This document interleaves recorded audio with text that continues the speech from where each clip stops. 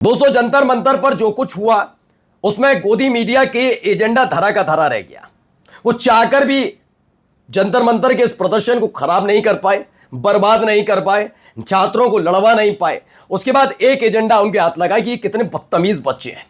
एक आया 14 करोड़ी, वो तो एक हाथ बढ़कर आगे कहने लगा कि इनके सारे सोशल मीडिया अकाउंट बैन लगा दो, जबकि बीजेपी के नेताओं की तरफ से की जा रही गंदगी, फैलाई जा रही गंदगी, मुंह से गालीबाज बदतमीज, उनके खिलाफ ये 14 करोड़ी से लेकर इसके संग साथी एक शब्द नहीं बोल पाए, क्योंकि आती रकम वहीं से है ना। तो ये वो नहीं कर पाए। 14 15 साल के बच्चों से ये थरथर कपाने वाले गोदी एंकर ये संज्ञा दे रहे थे।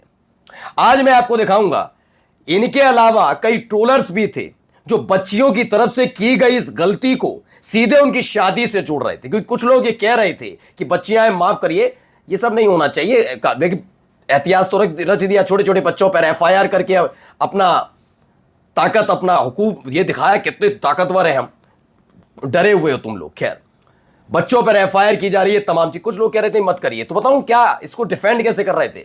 ओहो, इन बच्चियों के प्रति इतना ही प्यार आ रहा है तो काश तुम्हारी बच्चियां भी ऐसी हों। कहा जा रहा था ना, जो कह रहा था कि ऐसा मत करिए, ओहो अच्छा यही है तो ऐसी बहू तुम्हें मिले, कर रहे थे ना। आज अपने चैनल पर मैं कुछ गोदी मीडिया टाइप और इन ट्रोलर्स की तरह बात करूंगा।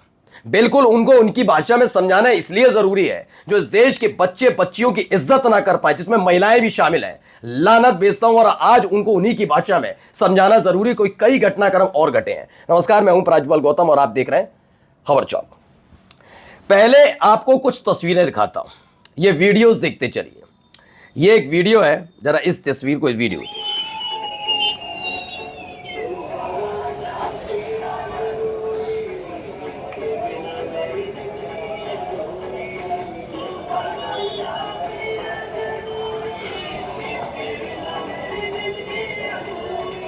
तो ये बस मुझे इतना बताइए। मैं ये नहीं कह रहा, पहली बात तो अगर कांवड़िए कह रहे हैं तो कांवड़िए नहीं कहेंगे। मैं उसका स्थिति स्पष्ट कर दूं, मैं खुद कांवड़ ला चुका हूं, 5 दफा कांवड़ ला चुका हूं, समाजवादी पार्टी के कार्यकाल में भी और बीएसपी के कार्यकाल में भी, दोनों को मिलाकर 5 बार, जबकि जोड़े के हिसाब से होती है। यानी आप अगर एक बार लाए तो एक और बार लानी होती है, 2, यानी एक अभी मेरी कांवड़ लेकर रह गई। और मैं खुल के कहता हूं मैं लाऊंगा, लेकिन लाऊंगा तब जब कांवड़ यात्रा को, एक धार्मिक कार्यक्रम को, एक पवित्र और पावन कार्यक्रम को सरकारी आदेश पर, सरकार के आशीर्वाद तले इन उन्मादियों ने बर्बाद कर रखा है।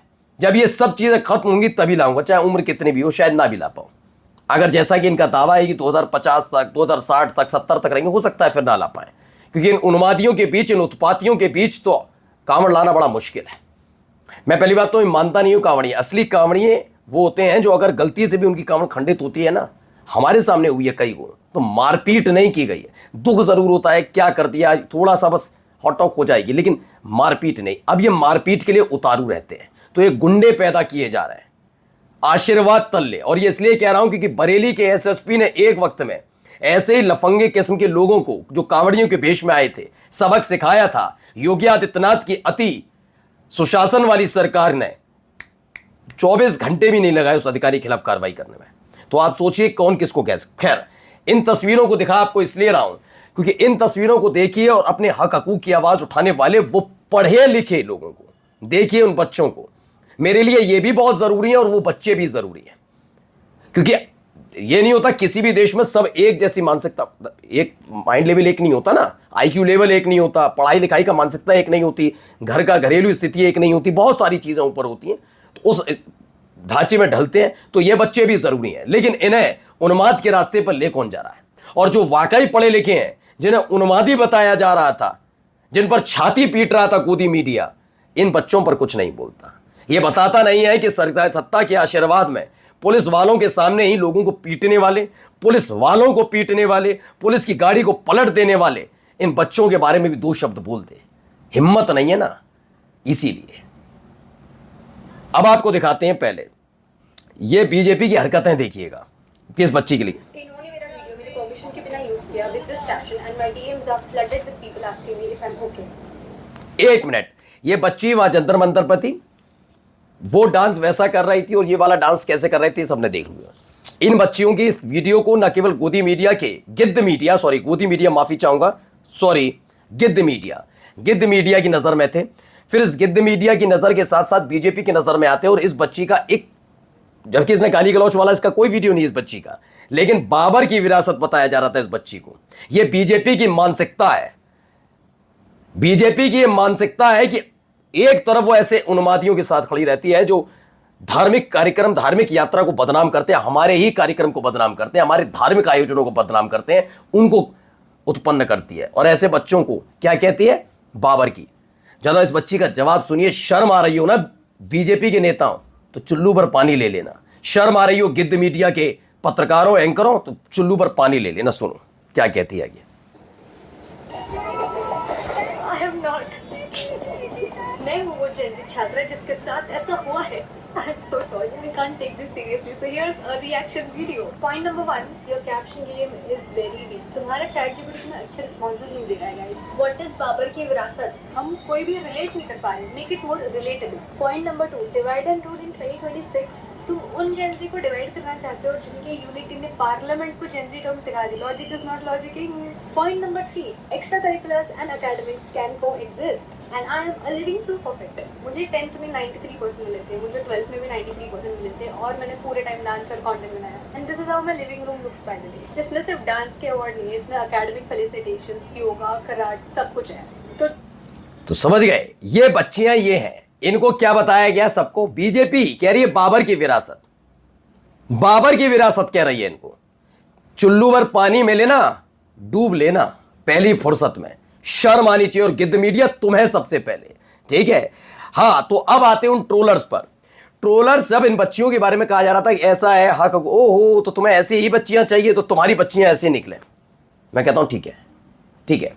ये कहा जा रहा था कि ओहो तो तुम्हारी बेटियां, लड़कों को ऐसी ही बहुएं मिले, बीवियां मिले, और पता नहीं इन बच्चियों के बारे में ये बोला जा रहा था।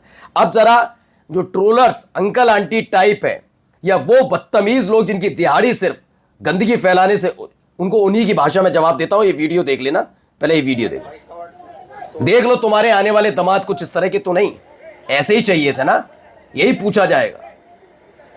ये देखिए, ऐसे है ना, ऐसे ही चाहिए था ना, है ना। क्योंकि तुम जब किसी के समर्थन को, तुम व्यक्तिगत आक्षेप पर उस पर जाओगे, तो ट्रोलर को ट्रोलर की भाषा में जवाब देना चाहिए। हाँ, हमें तो ऐसी ही बच्चियां चाहिए अपने घर में भी, और अगर हमारे बच्चों की अगर वाइफ के तौर पर तो भी, लेकिन तुम्हारी बच्चियों को ऐसे ही मिलने चाहिए, फिर दामाद मिलने चाहिए। मैं फिर कह रहा हूं, ट्रोलर मेरे ऐसे बोलता नहीं, लेकिन पिछले कुछ दिनों से लगातार देख रहा हूं कि बदतमीजियां, इन बच्चियों का सीधा कोरिलेट ऐसे किया जा रहा है ना। तो आज इसी सवाल है, बस आपको ऐसे ही दामाद चाहिए ना, ऐसे ही दामाद चाहिए ना, बिल्कुल ऐसे ही ट्रक के सामने मारपीट, सड़क पर लेट लेट के नाचे, ऐसे वाले, ऐसे ये वाले चाहिए ना। देखो देखो देखो, देखते चलो ट्रोलर्स, देखो ऐसे वाले दामाद चाहिए ना। वाह, ढूंढ लेना अपने अपने हिसाब से, अपने अपने बच्चों के लिए। सोचिए, शर्म नहीं आती इस देश के लोगों को भी। कई ऐसे हैं जो बच्चियों में वो देख रहे थे कि ये तेरा, ये मेरा, तू ये तेरा गालीबाज, ये मेरा गालीबाज, तेरा गालीबाज, चूंकि तू सत्ता में नहीं है तो तेरा गालीबाज, अगर तू भी कहेगा तो जेल जाएगा। मेरा गालीबाज, चूंकि मैं सत्ता में हूं तो वो मारपीट, कुटाई, कुछ भी बड़ा कांड कर दे, वो जेल नहीं जाएगा। यही है ना। शर्म आनी चाहिए, सबसे बड़ी शर्म आनी चाहिए इस देश की मीडिया को, जिसने अपने ईमान को खूंटी पर नहीं टांगा, वहां से उतारा और जमीन में खोद कर डाल दिया। हमारी युवा पीढ़ी को इस देश की सरकारें कहां ले जा रही हैं, कुछ तो शर्म करो। नमस्कार।